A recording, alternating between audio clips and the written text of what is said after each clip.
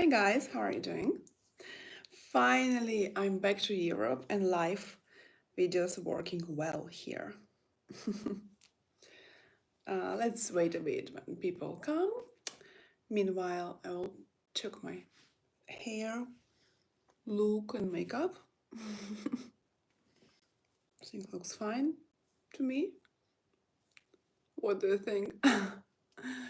Maybe I put some background music meanwhile. Yeah, by the way, there were questions what kind of music I prefer. I really like the channel calls My Analog Journal. Has almost million subscribers and it inviting some alternative DJs playing some alternative interesting music. For example, this one I didn't hear yet calls DJ Danwella calls round the world on a trumpet. Interesting. Whatever.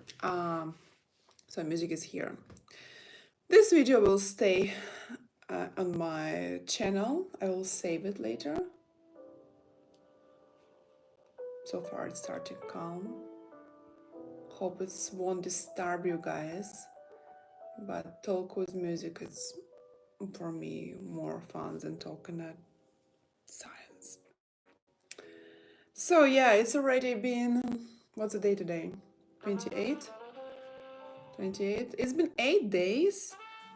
I came back from Tanzania and it's been how many? Almost 2 weeks since I was on the top of Kilimanjaro. Probably somebody knew already some things about me is that I love climbing and I love alpinism. Kinda middle level one, what means not super dangerous one, not super extreme like K2 or Annapurna or Everest one. Mild level, what means basically mountains which everybody can climb. I do climb just for fun. Why? Because these mountains exist and they're extremely beautiful and I feel amazing in mountains. Oh yeah, there was altitude sickness. Everybody had it, but I will talk later about that. Music is fine, guys, yeah? So let's start with a bit pre-story sequel about my climbing. I started, well, I don't count some lower mountains, such as mountains in my home country, in the country where I was born, in the Ural, or mountains in Alps, not the highest peaks, but just general mountains. I don't count this because I didn't climb there any famous or high peaks before. So my climbing path started with my hobby as rock climbing, indoor one. Actually it was much before. No, my climbing path started at 13 or 14 years old. Fuck. I did speleology that time and was my hobby, speleology. Also not like professional, of course, but I was in a school of speleology and we really did go to like giant, huge caves with all equipment, road, the special clothes. We were sleeping in a caves. The caves are so giant, so you're like crawling all day, really crawling, not walking, even crawl. And then you sleep on a halfway, and then next day you go even deeper, and then again. It's super dangerous. People with claustrophobia can't go there because it's really sometimes like holes are really small. Don't be silly now and please don't laughing on the word haha she said hole is small. There is some guys who acting weirdly when I say some words which can be interrupted in a sexual way. Anyway, I'm talking serious now. Sometimes it's so small that you really have to put one hand up, one down, and then your shoulders are going through this hole. If you go like this, you will be stuck. Allora, there was some part of climbing. We were going every weekend, even in winter, even in -20. We were going to some rocks for outdoor climbing with a crow, jumar, and all this stuff, learning how to do it. So this is how my climbing path started. In Prague, later, like 10 years later or something, I continue with real rock, indoor rock climbing. Real one, I mean, not bouldering. I don't take it as climbing, but the real one with ropes, system, and everything.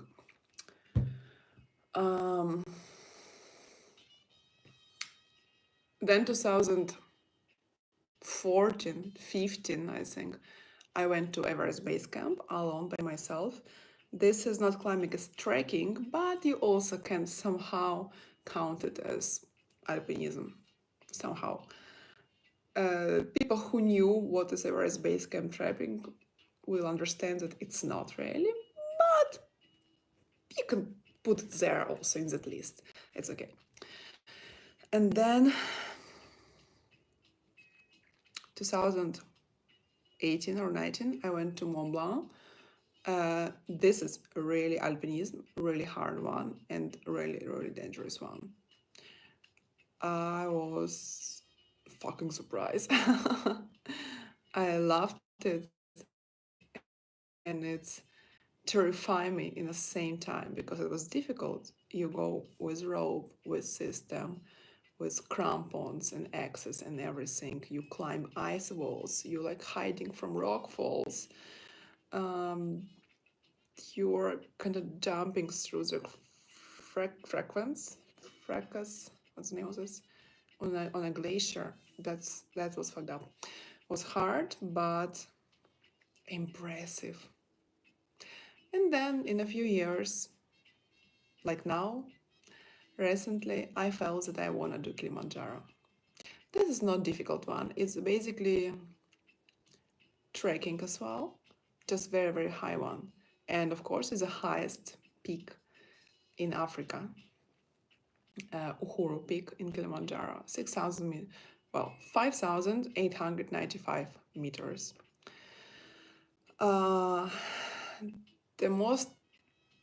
The biggest problems were cold and altitude sickness, not issues with alpinism, not technical problems, not like some other things, but the cold or the weather, if you want to call it like this, weather and altitude sickness. By then we were very lucky with weather. It was sunny and quite warm all the time. On a day X, in a night X, when we start climb, it was only -15, what is fine. It can be much colder and with snow, wind, but no, it was very, very smooth, lovely weather. I think Kilimanjaro loved our group and really cared about us. But you never know, it's a gambling. You never know which weather you will get during your climb. And altitude sickness. This problem have everybody who is not constantly in a high mountain. So we all get it. Well, we were a group of 10 girls, only girls, because women power, hey. And almost everybody from us get some of the symptoms, neither puking or problem with stomach or bleeding nose or strong headache or passing out. I think I also was lucky because I had just mild headaches for 2 days. Mild because like ibuprofen helped me easily, so it was not like migraine. And what I was saying, ibuprofen, yeah. And then on a main night when we was climbing the peak, I felt that I'm passing out. I almost knock out uh, because my body was shocked of such altitude and such less oxygen in the air. And probably because I was overheated. I had so many clothes on me and so many hats on me, so it was too hot for my head. Then I took them all away. Even if in minus 15 I didn't feel the cold because I was so heated. So anyway, thank you for compliment, darling. All right, let me make a break for. Can I make a break here? By the way. Oh no, I don't wanna. Don't wanna cancel. I wanna break. I think I can't have break here. Pause. Never mind. Just want to make a tea for myself. The trip road which we took, it was Lemosha Road. Quite long, 8 days, but very good for acclimatization. There are some roads for 4 days, but then whole people like puking and bleeding through the nose because they don't get acclimatization well. We made a nice, smooth, logical, and smart acclimatization. We had the best guides ever. Stanley, you're our best guide if you hear us. And yeah, the guides were male, but our group was female. 10 girls, 10 women, small, tiny, lovely women who made top of Kilimanjaro even before other people. Because actually we were one of the first ones on the top. And when we already turned back, people just started to get there. And we're like, huh, we are not bad. Some people are so goal motivated on that they are literally dying, but they're still going there. This is not right because altitude sickness in a advanced high level, it's very dangerous. You're literally dying from that. Your brain is swallowing, and if it's crossing some point, your body is switching on the mode of self-killing itself. I'm sure a lot of people from you knows what is altitude sickness, so I'm talking in an easy language, in an easy explanation for those who doesn't know it.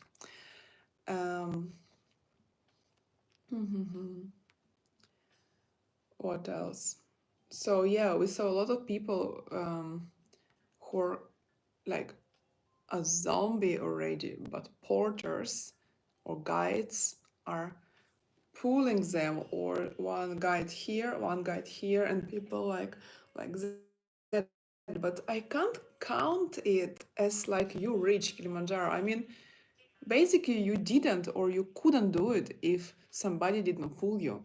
Like, this is kind of cheating. I mean, yeah, of course people paid money for that and they planned it and they want to do it, but then you can't say to everybody or your friends that you climb it because you didn't climb. Your porters climb it with your weight on top.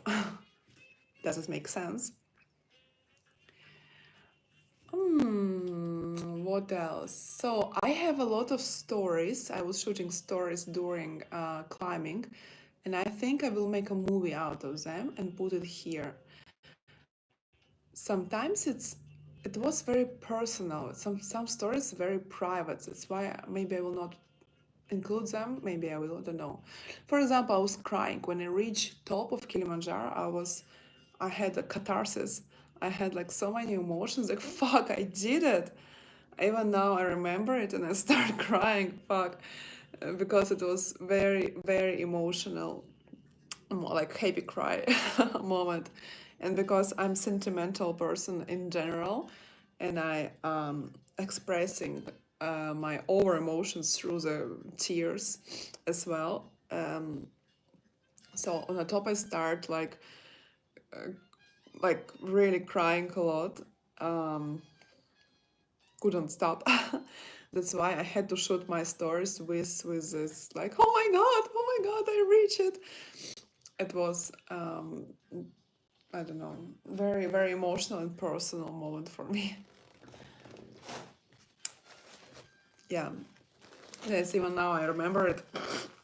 Sorry, and I'm crying in a good way. I mean, it's a happy cry, not a sad one.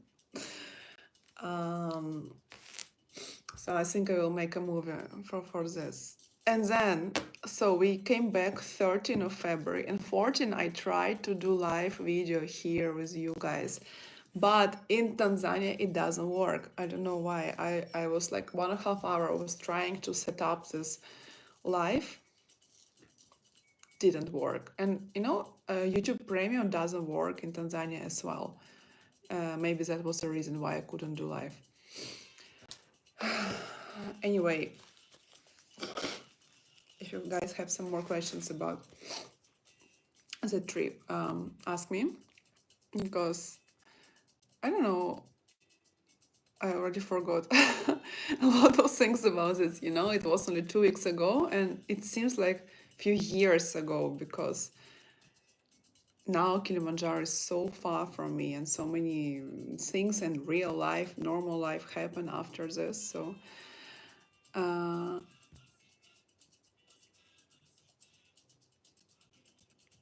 you watched my video. Okay, well, this video is very, very, very old. Me, 7 years old, so I might be changed. Don't you think so? With my hair, my makeup style.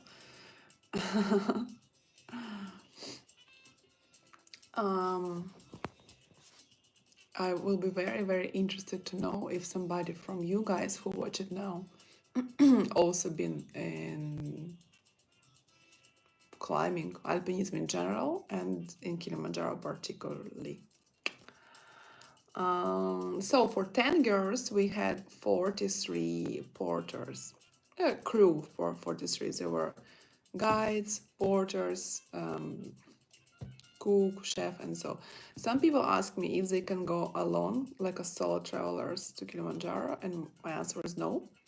This is a law of Tanzania. You should have a professional local guide and the team. I mean, you can go without group if you want, but you should then take a private tour and hire all this personnel for yourself. Like alone, you can't. Nobody will allow you to go, and they're really, really checking it and controlling. It's not like, I don't know, Mont Blanc, Alps, where you can go by yourself. So, and about the price, I rather not talk here about that, because prices are very different on internet. My recommendation is definitely do not take the cheapest one, because probably there are some hidden stones on that.